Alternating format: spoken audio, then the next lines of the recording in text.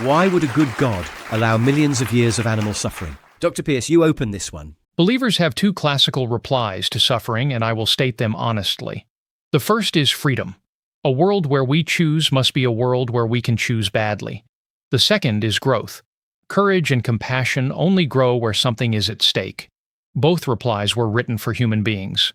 But this question is about the millions of years of animal pain, even from before any human existed, and neither reply was written to reach that far back.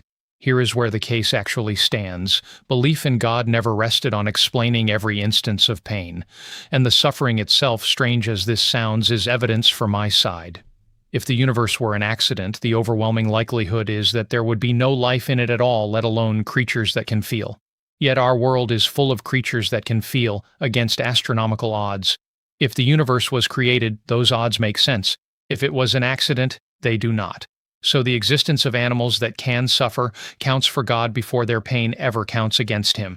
I do not know why animals suffered for millions of years before us, or why they suffer still, and I will not pretend to. What I deny is that not knowing settles the question. Dr. Foss, your reply. Gregory admitted that the classical answers were not written for the animals, and my whole argument builds on that admission. Animals have suffered for millions of years. Somewhere in that time, long before the first human, a fawn was caught in a forest fire. It was burned, and it lay in agony for days before it died. That suffering protected nobody's freedom, because there was no one around making choices. It built nobody's soul, because there was no one there to learn from it. Nobody even saw it happen. And the fossil record tells us this happened to countless animals over spans of time too large to imagine. Gregory says we should treat all of that as a hard question inside a belief he holds for other reasons.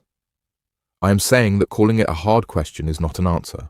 It is a way of not answering. I will also grant him his odds completely.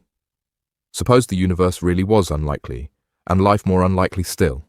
That changes nothing about this question, because the question was never about how the animals got here.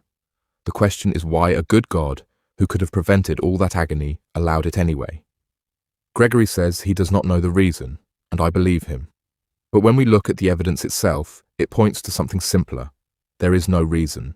I only ask that we keep looking at it honestly.